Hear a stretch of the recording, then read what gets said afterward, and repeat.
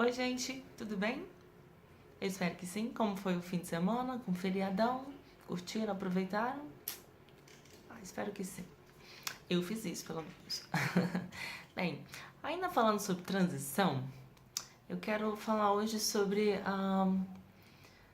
as situações vexatórias que nós, trans, somos acometidas diariamente pela dificuldade em alterarmos o registro civil, nosso registro civil, mudando nosso nome e nosso sexo.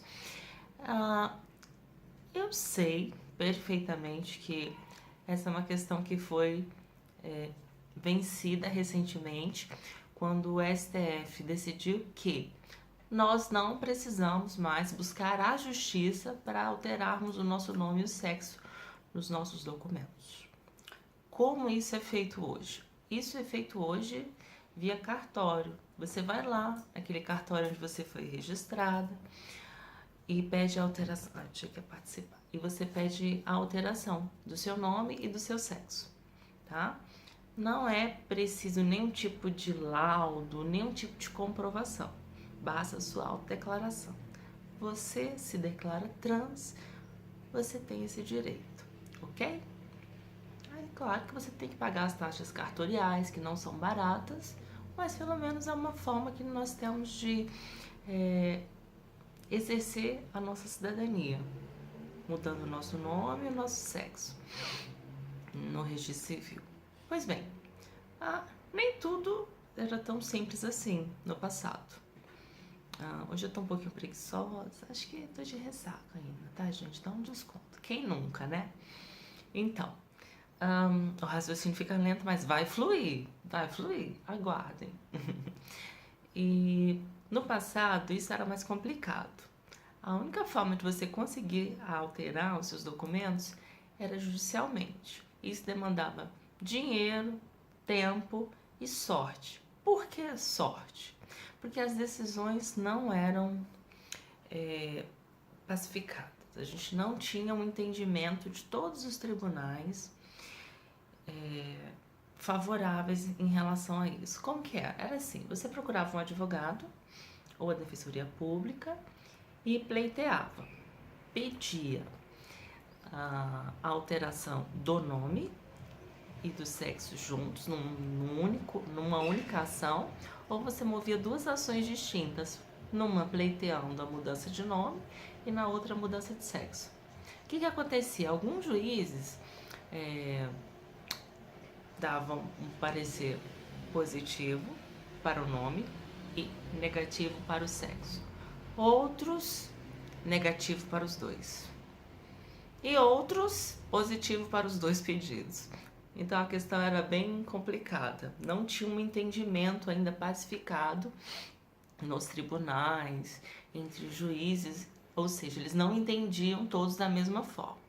E essa questão, como qualquer outra questão polêmica da nossa sociedade, quando tem muita demanda nos tribunais e nos juizados de primeira instância, o que acontece? Vai subindo, chega no STJ, e se for uma questão que deve ser tratada sob a ótica da Constituição, acho que essa é a forma mais simples de falar disso, chega ao STF, que é o nosso órgão de cúpula do judiciário no Brasil. E o STF vai decidir o tema, e assim que ele decidir, ele irradia para os tribunais inferiores, ou seja, decide o tema e todos aqueles tribunais inferiores têm que acatar aquele posicionamento. E essa questão ficou por um bom tempo em discussão no STF. Se haveria essa possibilidade, se mudaria nome, sexo, só nome. Isso, lembrando, algo que eu não disse ainda, mas é importante ser dito. No caso de não ter se submetido à cirurgia de mudança de sexo, vulgo mudança de sexo, né, que é a readequação sexual. Por quê? Porque se você se submetesse, você automaticamente poderia alterar seus documentos. Então o entendimento era, você precisava se operar para depois pleitear essa mudança. Tá, mas Para meninas, para boa parte das meninas, a cirurgia não é interessante, como no meu caso. Eu nunca tive esse interesse. Eu nunca quis me submeter a essa cirurgia. E aí? Eu não sou mulher por causa disso? Essa era a discussão, né? A transexualidade exige mudanças físicas, reposição hormonal. Você precisa até que ponto alterar o seu corpo esteticamente para ser uma mulher ou um homem trans? E essa discussão é muito complexa e nunca chegaremos a uma resposta concreta, porque é muito relativo para cada pessoa. Cada pessoa tem suas necessidades, e são necessidades muito particulares, e não cabe ao Estado delimitar: você fez a mudança de sexo, você pode mudar de nome porque você é trans. Não necessariamente. E a partir daí, dessas discussões, esse aqui é o focinho do tio, a partir dessas discussões que já vinham sendo discutidas no meio acadêmico, no meio universitário, o STF teve que julgar essa causa.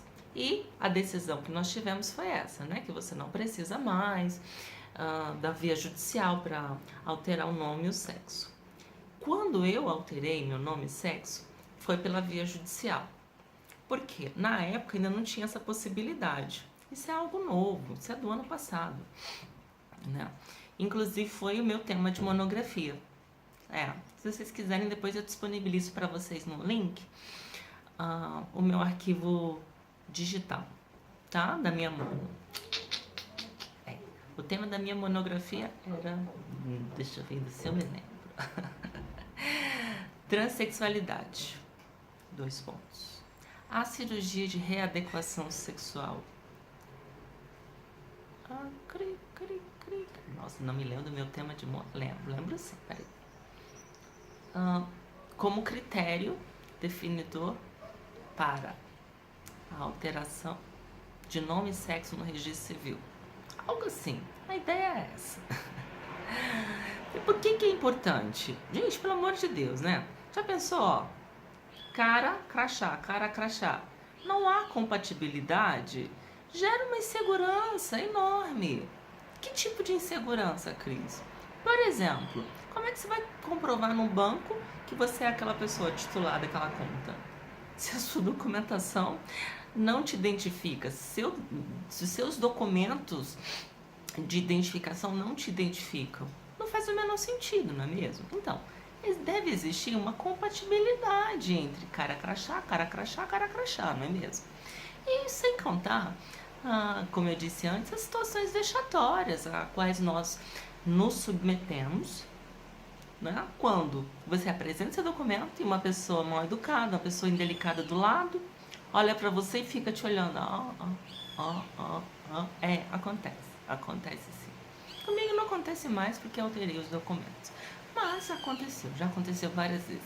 Inclusive, certa vez, eu fiz uma viagem para São Paulo. Eu fui para aquela feira de beleza que tem lá, né? Como eu já disse antes, eu sou cabeleireira. Fui para Hair Brasil, famosa feira de beleza lá de São Paulo. E eu viajando de Goiânia para lá, a pessoa tem um problema sério com senhas, tá, gente? Seríssimo. E eu bloqueei o meu cartão de débito, né, no caixa eletrônico no aeroporto lá de Goiânia. E meu voo tava saindo. Falei, poxa, vou ter que ir com esse cartão bloqueado. E lá em São Paulo eu vou numa agência do meu banco e peço pra desbloquear, né? Ok, assim fiz. Isso era um sábado, aí passei o domingo, não tive nenhum problema, né? Não precisei do cartão, tudo. Na segunda-feira eu falei, vou ao banco. Fui ao banco. E quando chego lá, né, peço por caixa desbloquear o meu cartão, contei o que tinha acontecido, o caixa diz, mas olhando para minha identidade, né? Olha, dona, eu entendo que a senhora, de muito boa fé, veio até o banco para desbloquear o cartão do senhor, tá. Mas eu não posso fazer esse serviço, porque eu preciso que o senhor, Gente, ninguém gosta de ficar dizendo qual é o nome de batismo. Para de fazer essas perguntas. Então, eu não vou dizer o meu nome de batismo. E acho que vocês não devem perguntar nunca pra ninguém, que é extremamente indelicado e muito mal educado, né? Então, e ficou achando por um tempão que eu não era aquela pessoa, né? Do documento que tava ali. Aí ficou uma situação muito chata, não, eu tentando explicar, e nada. Ele não entendia, a ficha não caía pra ele. Até que a caixa que tava do lado, né, entendeu o que estava acontecendo, olhou assim, deu um puxão nele, falou, vem cá, ela é ele. Você entendeu? Tá entendendo agora? Tá entendendo? Isso porque ele já tinha até ameaçado chamar o segurança, que eu poderia ser presa por uma tentativa de fraude. Já pensou, gente? Além da vergonha que eu tinha que passar ali, por não ter meu documento atualizado. Eu ainda iria parar numa delegacia, uma suspeita de fraude, porque eu, que era titular da conta, com o meu cartão, meu documento de identidade, não conseguia fazer um serviço no banco, porque o caixa não entendia que eu era eu, ok? Então essas coisas acontecem, são muito chatas. Então é um direito da nossa população brasileira, trans, hoje, ir ao cartório onde foi registrado. Meninas que ainda não alteraram o seu nome, façam isso. É muito bom, sabe? A gente tem que exercer a nossa cidadania, é um direito que nós temos.